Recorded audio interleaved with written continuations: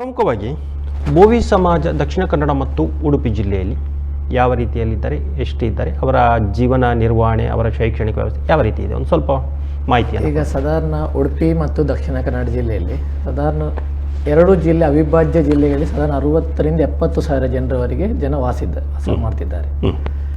ಈ ಜನ ಯಾವ ರೀತಿ ಅಂತ ಹೇಳಿದರೆ ಸಾಧಾರಣ ಒಂದು 100-150 ವರ್ಷಗಳ ಮುಂಚೆಯಿಂದ ವಲಸೆ ಬಂದು ನಮ್ಮ ಜೀವನವನ್ನು ಕಟ್ಟಿಕೊಂಡು ಇಲ್ಲಿ ಉಡುಪಿ ಮತ್ತು ದಕ್ಷಿಣ ಕನ್ನಡದಲ್ಲಿ ಜೀವನವನ್ನು ಮಾಡ್ತಿದ್ದಾರೆ. ಇವರ ನಮ್ಮ ಮೂಲ ಕಸುಬು ಏನಂತ ಹೇಳಿದರೆ ಶಿಲ್ಪಿ ಕೆಲಸ ಮತ್ತು ಕಲ್ಲಿನ ಕೆಲಸವಾಗಿರ್ತದೆ. ಈ ಶಿಲ್ಪಿ ಕೆಲಸ ಮತ್ತು ಕಲ್ಲಿನ ಕೆಲಸವನ್ನು ಅವರ ಕುಲ ಕಸುಬು ಮತ್ತು ಮೂಲ ಕಸುಬಾಗಿ ಮಾಡಿಕೊಂಡು ಉಡುಪಿ ಮತ್ತು ದಕ್ಷಿಣ ಕನ್ನಡದಲ್ಲಿ ಸುಮಾರು ವರ್ಷಗಳಿಂದ ಮಾಡ್ಕೊಂಡು ಬಂದಿದ್ದಾರೆ. ಅದಕ್ಕೂ ಇಷ್ಟರವರೆಗೆ ಮುಂಚೆ ಇದ್ದ ಅಧಿಕಾರಿಗಳು ಸಾಥ್ ಕೊಟ್ಕೊಂಡು ಬಂದಿದ್ದಾರೆ, ಒಳ್ಳೆ ರೀತಿಯಲ್ಲಿ ಜೀವನ ನಿರ್ವಹಣೆ ಮಾಡಿಕೊಂಡು ಮಾಡ್ತಿದ್ರು. ಈ ಪ್ರಸ್ತುತ ಸಾಧಾರಣ ಒಂದು 10 ವರ್ಷಗಳಿಂದ ಇಡೀ ಕರ್ನಾಟಕದಲ್ಲಿ 31 ಜಿಲ್ಲೆಗಳಲ್ಲಿ 29 ಜಿಲ್ಲೆಗಳಿಗೆ ಒಂದು ಕಾನೂನು ಅಂತಾದರೆ ನಮ್ಮ ಕರ್ನಾಟಕದ 2 ಜಿಲ್ಲೆ ಅವಿಭಾಜ್ಯ ಜಿಲ್ಲೆ ಅಂತ ಕೂಡ ಹೇಳ್ತೇನೆ, ಉಡುಪಿ ಮತ್ತು ದಕ್ಷಿಣ ಕನ್ನಡ ಜಿಲ್ಲೆಗಳಿಗೆ. ಈ 2 ಅವಿಭಾಜ್ಯ ಜಿಲ್ಲೆಗಳಿಗೆ ಬಂದಂಥ ಒಂದು ಕಂಟಕ ಯಾವ ರೀತಿ ಅಂತ ಹೇಳಿದರೆ, ಬೋವಿ ಸಮಾಜದವರು ಉಡುಪಿ ಮತ್ತು ದಕ್ಷಿಣ ಕನ್ನಡದಲ್ಲಿ ಇಲ್ಲವೇ ಎಂಬ ವರದಿ ಅಧಿಕಾರಿಗಳೇ ಪ್ರಸ್ತುತವಾಗಿ ಮಾಡಿದ್ದಾರೆ. ಈಗಾಗಲೇ ಸರ್ಕಾರದಿಂದ ಕೇಂದ್ರ ಸರ್ಕಾರ ಆಗಲಿ ರಾಜ್ಯ ಸರ್ಕಾರ ಆಗಲಿ ಜಾತಿ ಗಣತಿಯನ್ನು ಮಾಡಿದ್ದೀವಿ, ಮತ್ತು ಈ ಗಣತಿಯ ಪ್ರಕಾರವಾಗಿ ಸರಿಯಾಗಿ ನಮೂದಿಯನ್ನು ಕೊಟ್ಟಿದ್ದಾರೆ. ಈ ಜಾತಿ ಗಣತಿ ಆಗುವ ಸಂದರ್ಭದಲ್ಲಿ ಈ ಪೇಪರ್ ಟಿವಿಗಳಲ್ಲಿ ನಾವು ಸರಿಯಾದ ಮಾಹಿತಿಯನ್ನು ಕೊಟ್ಟು ಜನರಿಗೆ ಸರಿಯಾದ ರೀತಿಯಲ್ಲಿ ಮಾಹಿತಿಯನ್ನು ಕೊಟ್ಟ ಸಂದರ್ಭದಲ್ಲಿ ಅವರು ಸರಿಯಾಗಿ ನಮೂದಿಸಿದ್ದಾರೆ. ಆದರೆ ಈಗ ನಾನು ನೇರವಾಗಿ ಇಲ್ಲಿ ಆರೋಪ ಮಾಡ್ತೀನಿ ಅಂತ ಹೇಳಿದರೆ, ಉಡುಪಿ ಮತ್ತು ದಕ್ಷಿಣ ಕನ್ನಡ ಜಿಲ್ಲಾಧಿಕಾರಿಗಳು ಯಾವುದೇ ರೀತಿಯ ಸರ್ಕಾರದ ಆದೇಶ ಇಲ್ಲ. ಸರ್ಕಾರದಿಂದ ಹೈಕೋರ್ಟ್ 20 ವರ್ಷಗಳ ಮುಂಚೆ ಹೈಕೋರ್ಟ್ಲಿಂದ ಏನಾಗಿತ್ತು ಅಂತ ಹೇಳಿದರೆ, ಬೋವಿ ಸಮಾಜದವರಿಗೆ ಕಲ್ಲು ಒಡ್ರಿಗೆ ನೀವು ಬೋವಿಯಲ್ಲಿ ಪರಿಶಿಷ್ಟ ಜಾತಿಯಲ್ಲಿ ಕೊಡಬೇಕಂತೇಳಿ 1950ರ ಇದರಲ್ಲಿ ಆಗಿತ್ತು. ಆದರೆ ಅಷ್ಟವರೆಗೆ ಕೊಡ್ತಾ ಇದ್ರು. ಈ ಒಂದು 10 ವರ್ಷದಿಂದ ಏನು ಮಾಡಿದ್ದಾರೆ ಅಂತ ಹೇಳಿದರೆ, ಬೋವಿ ಜನಾಂಗದವರು ಉಡುಪಿ ಮತ್ತು ದಕ್ಷಿಣ ಕನ್ನಡ ಜಿಲ್ಲೆ ಇಲ್ಲ ಅಂತೇಳಿ ಜಾತಿ ಪ್ರಮಾಣ ಪತ್ರ ಕೊಡುವುದನ್ನು ನಿಲ್ಲಿಸಿದ್ದಾರೆ. ನೀವು ಅಪ್ಲೈ ಮಾಡಿದ ಕೂಡಲೇ ಏನು ಹೇಳ್ತಾರೆ ಅಧಿಕಾರಿಗಳಂತ ಹೇಳಿದರೆ, ನೀವು ವಲಸೆ ಪ್ರಮಾಣ ಪತ್ರ ತನ್ನಿ ಅಂತೇಳಿ. ವಲಸೆ ಪ್ರಮಾಣ ಪತ್ರ ತರುವಂಥ ಸಂದರ್ಭದಲ್ಲಿ ನೀವು ಸರ್ಕಾರ ಆದೇಶ ಇರಬೇಕಾಗ್ತದೆ. ಅಧಿಕಾರಿಗಳು ನಾನು ನೇರವಾಗಿ ಕೇಳಿದ್ದೇನೆ ಏನಂತ ಹೇಳಿದರೆ, ನಿಮಗೆ ವಲಸೆ ಪ್ರಮಾಣ ಪತ್ರ ಬೇಕಂತಾದರೆ ನಮಗೆ ರೈಟಿಂಗಲ್ಲಿ ಬರೆದು ಕೊಡಬೇಕು. ಅವರು ವಲಸೆ ಪ್ರಮಾಣ ಪತ್ರ ಕಡ್ಡಾಯ ಅಂತೇಳಿ ಆ ರೀತಿ ಬರೆದು ಕೊಡ್ಲಿಕ್ಕೆ ಅವ್ರು ರೆಡಿ ಇಲ್ಲ. ಜಿಲ್ಲಾಧಿಕಾರಿಗಳ ಹತ್ರ ಮಾತಾಡಿದ್ರೆ ಅವರು ಬರೆದುಕೊಳ್ಳಿಕ್ಕೆ ರೆಡಿ ಇಲ್ಲ. ಇದರ ಪರವಾಗಿ ನಾನು ನೇರವಾಗಿ ಮುಖ್ಯಮಂತ್ರಿಗಳು ಮತ್ತು ಉಪಮುಖ್ಯಮಂತ್ರಿ ಮತ್ತು ಕಂದಾಯ ಸಚಿವರನ್ನು ಭೇಟಿ ಮಾಡಿದಂಥ ಸಂದರ್ಭದಲ್ಲಿ ಮುಖ್ಯಮಂತ್ರಿಗಳು ಮತ್ತು ಉಪಮುಖ್ಯಮಂತ್ರಿಗಳು ಕಂದಾಯ ಸಚಿವರು ಹೇಳೋದು ಒಂದೇ ಆನ್ಸರ್, ನಿಮಗೆ ವಲಸೆ ಪ್ರಮಾಣ ಪತ್ರ ಕಡ್ಡಾಯ ಹೇಳಿದ್ಯಾರು ಆ ಪ್ರತಿಯನ್ನು ನಮಗೆ ತಂದು ಕೊಡಿ ಅಂತೇಳಿ. ಹಾಗಾದರೆ ಇಲ್ಲಿ ಸರ್ಕಾರದ ತಪ್ಪ, ಇಲ್ಲಿ ಉಡುಪಿ ಮತ್ತು ದಕ್ಷಿಣ ಕನ್ನಡ ಜಿಲ್ಲೆಯ ಅಧಿಕಾರಿಗಳ ತಪ್ಪ ಅಂತೇಳಿ ಇಲ್ಲಿ ಗೊಂದಲ ಸೃಷ್ಟಿ ಆಗ್ತದೆ ಅಷ್ಟೇ. ಈ ಗೊಂದಲದಿಂದ ಸುಮಾರು ಒಂದು 10 ವರ್ಷದಿಂದ ಎಷ್ಟರ ಮಟ್ಟಿಗೆ ಅಧಿಕಾರಿಗಳು ಬೋವಿ ಜನಾಂಗಕ್ಕೆ ಕಂಟಕ ಧೋರಣೆಯನ್ನು ಮಾಡ್ತಾರೆ ಅಂತ ಹೇಳಿದರೆ, ಒಂದು ಕುಟುಂಬದಲ್ಲಿ ತಂದೆ ತಾಯಿ ಮಕ್ಕಳು ಇರ್ತಾರೆ. ತಂದೆಗೆ ಸಿಕ್ಕಿರ್ತದೆ, ನೀವು ಮಕ್ಕಳಿಗೆ ಅಪ್ಲೈ ಮಾಡ್ಲಿಕ್ಕಿರುವಾಗ ನಿಮ್ಮ ಜಾತಿ ಅದಲ್ಲ ಅಂತ ಹೇಳ್ತಾರೆ. ಅದು ಯಾವ ರೀತಿ ಕಾನೂನು? ತಂದೆಗೆ ಕೊಟ್ಟಿದ್ದಾರೆ. ತಂದೆಗೆ ಎಷ್ಟು ವರ್ಷದ ಹಿಂದೆ ಕೊಟ್ಟದ್ದು? 10 ವರ್ಷದ ಹಿಂದೆ 10 ವರ್ಷ ಹಿಂದೆ ಕೊಟ್ಟಿದ್ದಾರೆ. ಬೋವಿ ಜಾತಿ ಪರಿಶಿಷ್ಟ ಜಾತಿ ಅಂತ ಹೇಳಿ ತಂದೆಗೆ ಕೊಟ್ಟಿದ್ದಾರೆ. ಆದರೆ ಅದೇ ಜಾತಿ ಪ್ರಮಾಣ ಪತ್ರ ಇಟ್ಕೊಂಡು ಮಕ್ಕಳಿಗೆ ಮಾಡ್ಲಿಕ್ಕೆ ಹೋಗುವಾಗ ನೀವು ಆ ಜಾತಿ ಅಲ್ಲ, ನೀವು ವಲಸೆ ಪ್ರಮಾಣ ಪತ್ರ ತನ್ನಿ ಅಂತೇಳಿ. ನನ್ನಲ್ಲಿ ಮೂಡುವ ಪ್ರಶ್ನೆ ಏನಂತ ಹೇಳಿದ್ರೆ, ನೀವು ತಂದೆ ಜಾತಿ ಪ್ರಮಾಣ ಪತ್ರ ಕೊಡುವಾಗ ಅಲ್ಲ ಅಂತ ಹೇಳುವಾಗ, ಆದರೆ ಆಗ ಮಗು ಹುಟ್ಟಿದ್ಯಾರಿಗೆ? ಆ ಮಗು ಹುಟ್ಟಿದ್ದಾದ್ರೂ ಯಾರಿಗೆ? ತಂದೆ ಜಾತಿ ಪ್ರಮಾಣ ಪತ್ರ ಆಗುದಿಲ್ಲ, ಮಗು ಏನೋ ಮೇಲೆಂದು ಬೀಳ್ತದ? ನೀವು ನಾನು ಹೇಳೋದು ತಂದೆಯ ಆಧಾರದಲ್ಲಿ ಆ ಕುಟುಂಬಸ್ಥರಿಗೆ ನೀವು ಕೊಡಬೇಕು. ಆ ರಕ್ತ ಸಂಬಂಧದಿಂದ ಎಷ್ಟು ಜನರದ್ದು ಬಂದಿದೆ ಅಷ್ಟು ಜನರಿಗೆ ನೀವು ಕೊಡಲೇಬೇಕಾಗ್ತದೆ.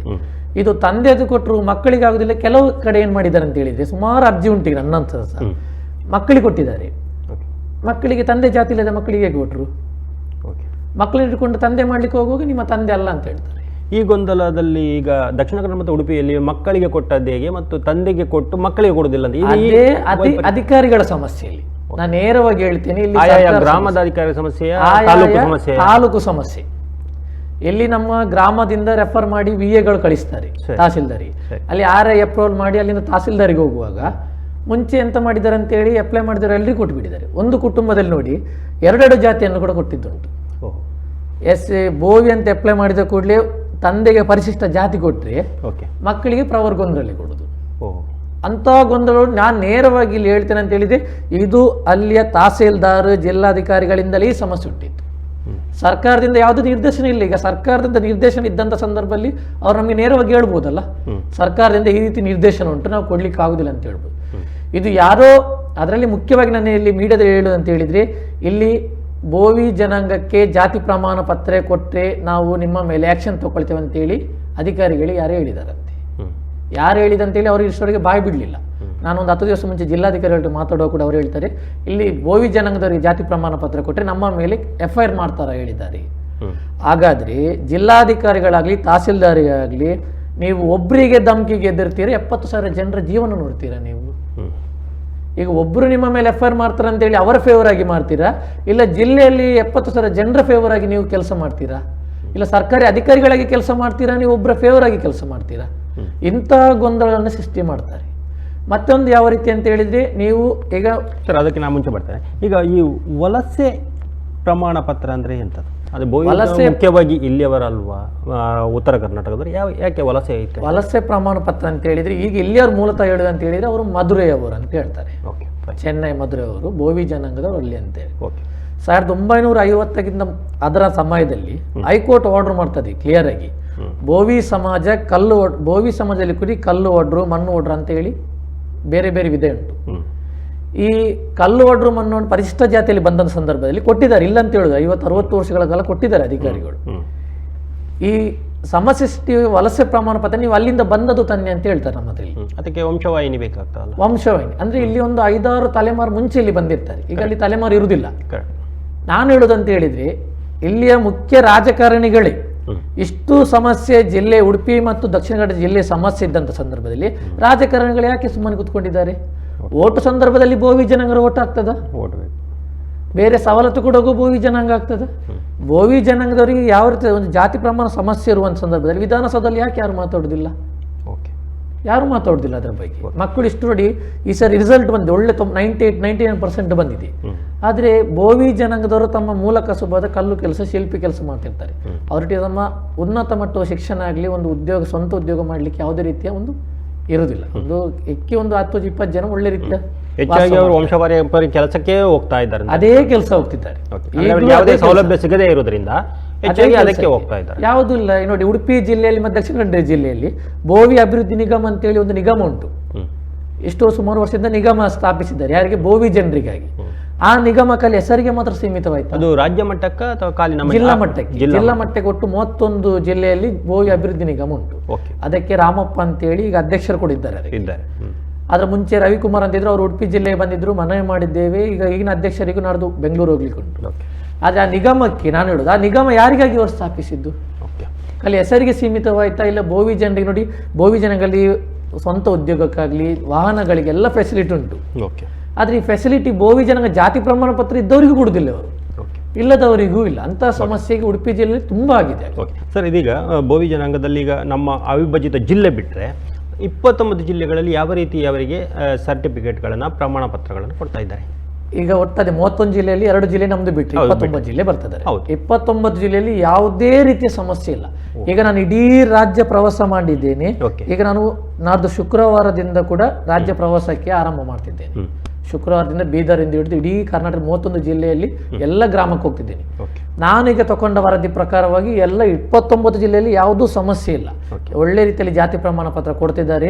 ಸರ್ಕಾರದಿಂದ ಎಷ್ಟು ಫೆಸಿಲಿಟಿ ಬಂದರೂ ಎಲ್ಲವನ್ನೂ ಪಡ್ಕೊಂಡಿದ್ದಾರೆ. ಈ ಸಮಸ್ಯೆ ಆಗುವುದಿಲ್ಲ ಅಂತ ಹೇಳಿದ್ರೆ ಉಡುಪಿ ಮತ್ತು ದಕ್ಷಿಣ ಕನ್ನಡ ಜಿಲ್ಲೆಯಲ್ಲಿ ಮಾತ್ರ ಸಮಸ್ಯೆ. ಸರ್, ಇದೀಗ ಈ 29 ಜಿಲ್ಲೆಗಳನ್ನು ಮಾದರಿಯಾಗಿ ತಗೊಂಡು ದಕ್ಷಿಣ ಮತ್ತು ಉಡುಪಿ ಜಿಲ್ಲೆಗಳಲ್ಲಿ ಜಿಲ್ಲಾಧಿಕಾರಿಗಳಿಗೆ ಯಾಕೆ ಕೊಡಬಾರದು? ಅಂದರೆ ಅವರು ಅದರ ಸಲಹೆಯನ್ನು ಕೇಳ್ತಾ ಇಲ್ವಾ, ಹೇಗೆ? ನಾವು ಕೂಡ ಅದೇ ಹೇಳೋದು. ಮೊನ್ನೆ ಜಿಲ್ಲಾಧಿಕಾರಿ ಭೇಟಿಯಾದ ಸಂದರ್ಭದಲ್ಲಿ ಕರ್ನಾಟಕ ಅಂತ ಮೇಲೆ ಕಾನೂನು ಒಂದೇ, ಎಲ್ರಿಗೂ ಒಂದೇ ಕಾನೂನು. ಈಗ ನೀವು ಹೈಕೋರ್ಟ್ ಹೋದ್ರು, ಸುಪ್ರೀಂ ಕೋರ್ಟ್ ಹೋದ್ರು, ಸರ್ಕಾರ ಯಾವುದೇ ಸರ್ಕಾರ ಬದಲಾವಣೆ ಆಗ್ಬೋದು, ಕಾನೂನು ಎಂಬುದು ಸಂವಿಧಾನ ಎಲ್ರಿಗೂ ಒಂದೇ ಇರ್ತದೆ. ಆ ಸಂವಿಧಾನವನ್ನು ಇವರು ಯಾಕೆ 2 ಜಿಲ್ಲೆಯವರು ಮೀರಿ ಹೋಗ್ತಿದ್ದಾರೆ? ಈಗ ಇಲ್ಲಿ ಇವರಿಗೆ 2 ಬೇರೆ ಸಂವಿಧಾನವನ್ನು ಮಾಡಿಕೊಟ್ಟಿದ್ದಾರೆ ಸರ್ಕಾರ. ಜಾತಿ ಪ್ರಮಾಣವನ್ನು ನೋಡಬೇಕಾದ್ರೆ ನಾವು ರಾಜ್ಯ ಮಟ್ಟದಲ್ಲಿ ಒಂದೇ ಇರ್ತದಲ್ವಾ? ಹೌದು, ಒಂದೇ ಬೋವಿ ಪ್ರಮಾಣ ಪತ್ರವು ಕೂಡ ಕರ್ನಾಟಕ ಸರ್ಕಾರದಲ್ಲೇ ಕೊಡುದು, ಜಿಲ್ಲಾ ಮಟ್ಟದಲ್ಲಿ ಕೊಡುವಾಗಿಲ್ಲ.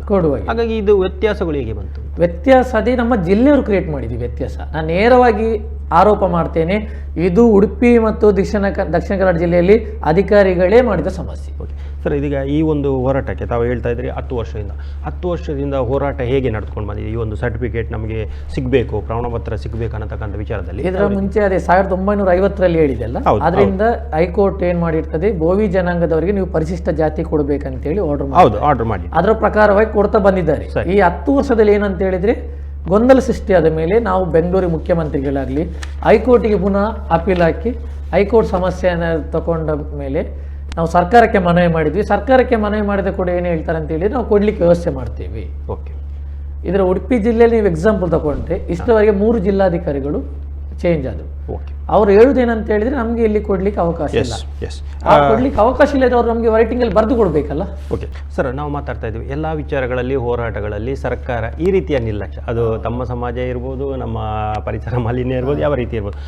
ಈಗ ತಾವು ಹೇಳ್ತಾ ಇದ್ರಿ ಕಳೆದ 10 ವರ್ಷಗಳಿಂದ ಯಾವ ರೀತಿ ಹೋರಾಟ ನಡೀತಾ ಇತ್ತು ಅಂತ. ತಾವು ಕೋರ್ಟಿಗೆ ಹೋದ್ರಿ, ಮುಖ್ಯಮಂತ್ರಿಗಳಿಗೆ ಹೋದ್ರಿ, ಮತ್ತು ಯಾವ ರೀತಿಯಲ್ಲಿ ಪ್ರತಿಭಟನೆಗಳೆಲ್ಲ ತಾವು ಸರ್ಕಾರದ ಗಮನ ಸೆಳೆಯುವಾಗೆ ಮಾಡ್ತಾ ಇದ್ದೀರಿ?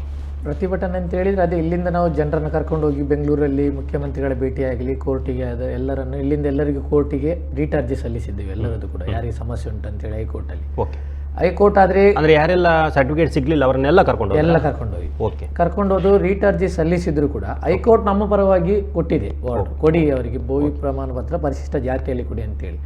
ಆದ್ರೆ ಅಧಿಕಾರಿಗಳು ಇಲ್ಲಿ ಕೊಡ್ಲಿಕ್ಕೆ ರೆಡಿ ಇಲ್ಲ. ಆ ಕೋರ್ಟ್ ಅನ್ನ ಈಗ ನಾನು ನೇರವಾಗಿ ನಿಮ್ಮೊಟ್ಟಿಗೆ ಇಲ್ಲಿ ಕೋರ್ಟ್ ಆದೇಶ ಕೊಟ್ಟ ನಂತರ ಅದು ಕಂಟೆಂಪ್ಟ್ ಆಫ್ ಕೋರ್ಟ್ ಆಗೋದಿಲ್ಲ. ಹೌದು, ಇವರು ಅಧಿಕಾರಿಗಳಿಗೆ ಮಾನಮುಖದ ಹಾಕ್ಲೇಬೇಕು. ಅಧಿಕಾರಿ ಕೋರ್ಟ್ ಆರ್ಡರಿಗೂ ಕೂಡ ಇವರು ಅಲ್ಲಿ ಒಂದು ವ್ಯಾಲ್ಯೂ ಕೊಡ್ಲಿಲ್ಲ. ಈಗ ಅಧಿಕಾರಿಗಳು ಅಲ್ಲಿವರೆಗೆ ಸಮಸ್ಯೆ, ನಮ್ಮ ಅಧಿಕಾರಿಗಳು ಯಾವ್ಯಾವ ಜಿಲ್ಲೆ ಅಧಿಕಾರಿಗಳು ಎಲ್ಲಿವರೆಗೆ ಅಂತ ಹೇಳಿದ್ರೆ ಕೋರ್ಟ್ ಆರ್ಡರಿಗೂ ಕೂಡ ನಮ್ಗೆ ಅದಕ್ಕೂ ಕ್ಯಾರೆ ಇಲ್ಲ ಎಂಬ ರೀತಿಯಲ್ಲಿ ವರ್ತನೆ ಮಾಡ್ತಿದ್ದಾರೆ ಉಡುಪಿ ಮತ್ತು ದಕ್ಷಿಣ ಕನ್ನಡ ಅವರು. ಓಕೆ, ಈಗ ಬಹಳಷ್ಟು ಬಾರಿ ನಮ್ಮ ದಕ್ಷಿಣ ಕನ್ನಡ ಜಿಲ್ಲೆಗೆ, ಉಡುಪಿ ಜಿಲ್ಲೆಗೆ ಮುಖ್ಯಮಂತ್ರಿಯವರು ಬಂದಿದ್ದಾರೆ, ನಮ್ಮ ಉಪಮುಖ್ಯಮಂತ್ರಿಗಳು ಬಂದಿದ್ದಾರೆ, ಹಾಗೆಲ್ಲ ತಾವು ಭೇಟಿ ಆಗ್ತಾ ಇದ್ದಾರೆ. ಎಲ್ಲ ಭೇಟಿಯಾಗಿ ಮನವಿಯನ್ನು ಕೊಡ್ತೇವೆ. ನಾವು ಮನವಿಯನ್ನು ಕೊಂಡೋಗ್ತಾರ, ಎಂತ ಮಾಡ್ತಾರೆ ಗೊತ್ತಿಲ್ಲ. ಉಸ್ತುವಾರಿ ಸಚಿವರೊಟ್ಟಿಗೆ ನಾನು ನೇರವಾಗಿ ಮುಖತಃ ಭೇಟಿಯಾಗಿ ಉಸ್ತುವಾರಿ ಸಚಿವರಿಗೂ ಮನವಿ ಮಾಡಿದ್ದೇನೆ, ಈ ರೀತಿ ಸಮಸ್ಯೆ ಉಂಟು. ಆದರೆ ಜಿಲ್ಲೆಯ ಬಗ್ಗೆ, ಬೋವಿ ಜನಾಂಗದ ಬಗ್ಗೆ ಯಾರು ಕೂಡ ತಲೆ ಕೆಡಿಸೋದಿಲ್ಲ. ಈ ಓಟು ಸಂದರ್ಭ ಬಂದಂತಾಗ ಏನು ಹೇಳ್ತಾರೆ ಪ್ರತಿನಿಧಿಗಳಂತ ಹೇಳಿದ್ರೆ, ನಾವು ನಿಮಗೆ ಜಾತಿ ಪ್ರಮಾಣ ಪತ್ರ ಮಾಡಿ ಕೊಡ್ತೇವೆ, ಆ ಓಟಿಗೆ ಮಾತ್ರ ಸೀಮಿತ, ಮತ್ತೆ ಯಾವುದೇ ರೀತಿಯ ಇರುವುದಿಲ್ಲ. ಒಂದು ಜಿಲ್ಲಾಧಿಕಾರಿ ಕಚೇರಿಗಳಿಗೆ ಒಂದು ಸಿಟ್ಟಿಂಗ್ ಕರೆದು ಪ್ರತಿನಿಧಿಗಳು ಬಂದು ಆ ಸಮಸ್ಯೆ ಹೇಗೆ ಉದ್ಭವ ಆಗಿದೆ ಅಂತ ಹೇಳಿ ಅದ್ರ ಬಗ್ಗೆ ಮಾತಾಡುವಷ್ಟು ಅವರಿಗೆ ತಾಳ್ಮೆ ಇಲ್ಲ, ಚರ್ಚೆ ಮಾಡೋದಿಲ್ಲ. ಓಕೆ, ಈಗ ನಿಮ್ಮ ಹೋರಾಟ ಈಗ ಕಳೆದ 10 ವರ್ಷಗಳಿಂದ ಮುಂದುವರ್ತಾ ಇದೆ. ಈಗ ಮುಂದಿನ ಒಂದು ಹೋರಾಟ ರೂಪುರೇಷೆಯನ್ನು ಯಾವ ರೀತಿ ತಾವು ನಿರ್ಧರಿಸಿದೆ?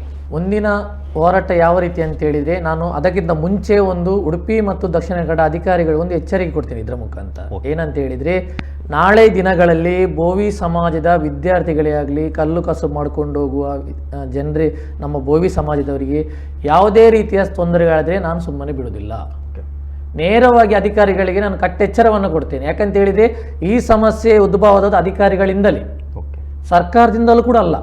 ಸರ್ಕಾರದಿಂದ ನೇರವಾಗಿ ನಿರ್ದೇಶನಗಳಿದೆ ಅಧಿಕಾರಿಗಳಿಗೆ ಯಾಕೆ ಒಳಗೊಳಗೆ ಚೆಲ್ಲಾಟ ಆಡ್ತಿದ್ದಾರೆ ಗೊತ್ತಿಲ್ಲ. ನಾಳೆ ದಿನಗಳಲ್ಲಿ ನೋಡಿ, ಈಗ ಮಕ್ಕಳು ಉದ್ಯೋಗವಿಲ್ಲ, ಅದರಲ್ಲಿಯೂ ಕೂಡ ನಾವು ಮೊನ್ನೆ ಬೆಂಗಳೂರಲ್ಲಿ ಹೋಗಿ ಸುಧಾರಣ 1-2 ಲಕ್ಷ ಜನ ಸೇರಿಸಿ ನಾವು ಒಳ ಮೀಸಲಾತಿ ಪ್ರತಿಭಟನೆಯನ್ನು ಮಾಡಿದ್ದೇವೆ, ಇಡೀ ಕರ್ನಾಟಕದವರು ಸೇರಿಕೊಂಡು. ವಿಷಯ ಏನಂತೇಳಿ ಸರ್ಕಾರ ಏನು ಮಾಡಿದೆ ಅಂತ ಹೇಳಿದ್ರೆ, ಬೋವಿ 101 ಜಾತಿಗಳನ್ನ ಪರಿಶಿಷ್ಟ ಜಾತಿಯಿಂದ ತೆಗೆದಾಗ್ತದೆ ಸರ್ಕಾರ. 101 ಜಾತಿಗಳು, ಅಲ್ಲಿ ಲಂಬಾಣಿ, ಕೊರಮ, ಕೊರಚ ಅಂತ ಬೋವಿ, ನಮ್ಮದು ಬೋವಿ ಕೂಡ ಬರ್ತದೆ ಅದರಲ್ಲಿ. ನೋಡಿ, ಸರ್ಕಾರ ಒಂದು ಜಾತಿಯನ್ನು ನಿಶ್ಚಯ ಮಾಡುವಾಗ ನಾನು ಬೋವಿ ಜಾತಿಯವ, ಅದು ನನ್ನ ಹುಟ್ಟು ಪರಂಪರೆ, ನನ್ನ ಮೂಲದಿಂದ ಬಂದದ್ದು. ಇದನ್ನು ನಿರ್ಣಯ ಮಾಡಿ ಸರ್ಕಾರಕ್ಕೆ ಯಾವ ರೀತಿ ಆಗ್ತಿದೆ? ನೀವೀಗ ಬಂದು ಸರ್ಕಾರದವ್ರು ನೀನು ಬೋವಿ ಜನಾಂಗ ಅಲ್ಲ ಅಂತ ಹೇಳಿದ್ರೆ ಅದು ನಾವು ಒಪ್ಪಿಕೊಳ್ಳಿಕ್ಕೆ ಆಗ್ತದಾ? ಮೂಲ ಈಗ ಸರ್ಕಾರ ಮಾಡಿದ್ದು ಕೂಡ ಅಷ್ಟೇ. ಈ ನಿವೃತ್ತ ನ್ಯಾಯಮೂರ್ತಿ ನಾಗಮೋಹನ್ ದಾಸ್ ಅವರನ್ನ ಆಯೋಗದ ಅಧ್ಯಕ್ಷರಾಗಿ ಮಾಡ್ತಾರೆ ಹೋದ ವರ್ಷ 2025ರಲ್ಲಿ. ಯಾವ ರೀತಿ ಅಂತ ಹೇಳಿದ್ರೆ, ನೀವು ಇಡೀ ಕರ್ನಾಟಕದಲ್ಲಿ ಇಷ್ಟು 101 ಉಪಜಾತಿಗಳಲ್ಲಿ ಯಾವ ಜಾತಿಯವರು ಎಷ್ಟು ಜನ ಇದ್ದಾರೆ ಅಂತೇಳಿ 2022ರಲ್ಲಿ ಜನಗಣತಿ ತೆಗೆಯುವ ಸಂದರ್ಭದಲ್ಲಿ ಬೋವಿ ಜನಾಂಗ ಇದ್ದ ಜನಸಂಖ್ಯೆ ನಾಗಮೋಹನ್ ದಾಸ್ ಅವರು ಮಾಡುವಾಗ ಜನಸಂಖ್ಯೆ ಕಮ್ಮಿ ಆಗಿದೆ. ಸ್ವಲ್ಪ ಅಲ್ಲ, ಅರ್ಧಕ್ಕರ್ಧ 50% ಜನ ಕಮ್ಮಿ ಆಗಿದ್ದಾರೆ. ಹಾಗಾದ್ರೆ ಇವರು ಯಾವ ರೀತಿ ವರದಿ ಮಾಡಿದ್ದು? ಜನ ವರ್ಷಕ್ಕಿಂತ ಜಾಸ್ತಿ ಆಗ್ತಾರೆ, ವಿನ ಕಮ್ಮಿ ಆಗುದಿಲ್ಲ. ಆದ್ರೆ ನಾಗಮೋಹನ್ ದಾಸ್ ಅವರದ ನಿಜವಾಗಿ ಹೇಳುದಾದ್ರೆ, ನಿವೃತ್ತ ನ್ಯಾಯಮೂರ್ತಿ ನಾಗಮೋಹನ್ ದಾಸ್ ಅವರ ವರದಿ ಪೂರ್ವಾಗ್ರಹ ಪೀಡಿತದು. ಅದರಲ್ಲಿ ಯಾವ ರೀತಿ ಅನ್ಯಾಯ ಆಗಿದೆ ಅಂತ ತಾವು ಆರೋಪ ಮಾಡ್ತೀವಿ? ಅನ್ಯಾಯ ಅಂತ ಹೇಳಿದ್ರೆ, ನಮ್ದು ನಿಜವಾಗಿ ನಾವು ತುಂಬಾ ಹಿಂದುಳಿದ ವರ್ಗಗಳು, 101 ಜಾತಿಗಳು. ಆ 101 ಜಾತಿಗಳಿಗೆ ಸರ್ಕಾರದಿಂದ ಸಿಗುವ ಫೆಸಿಲಿಟಿಯನ್ನ ಇವರ 101 ಉಪಜಾತಿಯನ್ನು ಒಂದು ಕಡೆ ತೆಗೆದಿಟ್ಟು ಉಳಿದ ಜಾತಿಗಳನ್ನೆಲ್ಲ ಒಂದು ಆಯೋಗ ವರದಿ ಪ್ರಕಾರ ಮಾಡಿದ್ದಾರೆ. ಈ 101 ಜಾತಿಗಳು ಏನು ಮಾಡಿದ್ದಾರೆ ಅಂತೇಳಿ ಅದರಲ್ಲಿ ABC 3 ಡಿವೈಡ್ ಆಗಿ ಮಾಡ್ತಾರೆ.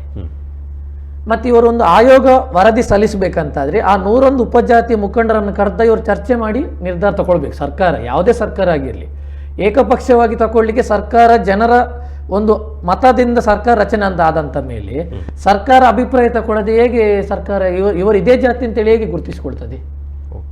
ತಪ್ಪು, ಅದು ತಪ್ಪು, ಗುರುತಿಸ್ಕೊಳ್ಳೋದು ತಪ್ಪೇ ಸರ್ಕಾರ. ಯಾಕಂತ ಹೇಳಿದ್ರೆ ಜನರ ಅಭಿಪ್ರಾಯ 101 ಜಾತಿಯನ್ನು ಕರೆದೇ ಇವರು ಏಕಾಏಕಿಯಾಗಿ ನೀವು C ಗ್ರೂಪಿಗೆ ಬರ್ತೀರಿ, ನೀವು ಪರಿಶಿಷ್ಟ ಜಾತಿಗೆ ಬರುವುದಿಲ್ಲ, ನೀವು ಆ ಗ್ರೂಪಿಗೆ ಅಂತೇಳಿ ಯಾವ ರೀತಿ ಇವರು ವರ್ಗೀಕರಣ ಮಾಡಿದ್ದಾರೆ ಗೊತ್ತಿಲ್ಲ. ಅದರ ಬಗ್ಗೆ ನಾವು ಮೊನ್ನೆ ಒಳ ಮೀಸಲಾತಿ ಚರ್ಚೆ ಮಾಡಿದಂಥ ಸಂದರ್ಭದಲ್ಲಿ, ಹೋರಾಟ ಮಾಡಿದಂಥ ಸಂದರ್ಭದಲ್ಲಿ ನಮ್ಮನ್ನು ಕೊಂಡೋಗಿ ಪೊಲೀಸ್ ಗಾಡಿಯಲ್ಲಿ ಹತ್ತಿಸಲಿಕ್ಕೆ ಮಾಡಿದರು, ಪ್ರತಿಭಟನೆ ಮಾಡೋ ಸಂದರ್ಭದಲ್ಲಿ. ಹೈಕೋರ್ಟ್ ನಿರ್ದೇಶನ ಇದೆ ಯಾವ ರೀತಿ ಅಂತ ಹೇಳಿ ಪ್ರತಿಭಟನೆ ಮಾಡುವಾಗ ರೋಡಲ್ಲಿ ಪ್ರತಿಭಟನೆ ಮಾಡಲಿಕ್ಕಿಲ್ಲ ಅಂತ ಹೇಳಿದ್ರು ಒಪ್ತೇವೆ, ನಾವು ಅದನ್ನು ಸ್ವಾಗತಿಸ್ತೇವೆ. ಆದರೆ ನಾವೇನು ಪ್ರತಿಭಟನೆ ಮಾಡಲಿಲ್ಲ. ಮೆಜೆಸ್ಟಿಕ್ ರೈಲ್ವೆ ಸ್ಟೇಷನ್ ಇಂದ ನಿಮ್ಮ ಫ್ರೀಡಂ ಪಾರ್ಕ್ ವರೆಗೆ ನಾವು ಒಂದು ನಡ್ಕೊಂಡು ಹೋದದಷ್ಟೇ, ಪಾದಯಾತ್ರೆ ಮಾಡಿದ್ದು. ಒಂದು ಎಲ್ರಿಗೆ ಅವಕಾಶ ಇಲ್ಲ ಅಂತೇಳಿ ಒಂದು 20,000 ಜನ ಹೋದ್ವಿ. ಅಲ್ಲಿ ಏನ್ ಮಾಡಿದ್ದಾರೆ ಅಂತ ಹೇಳಿದ್ರೆ ನಮ್ಮನ್ನು ತೆಗೆದು ಆ ಬರುವ ಗೌರ್ಮೆಂಟ್ ಬಸ್ ನಿಲ್ಲಿಸಿ ನಮ್ಮನ್ನು ತೆಗೆದು ಬಸ್ಸಲ್ಲಿ ಹತ್ತಿಸಿದ್ರು, ಕೊಂಡೋಗಿ ಫ್ರೀಡಂ ಪಾರ್ಕ್ಗೆ ಬಂದ್ರು.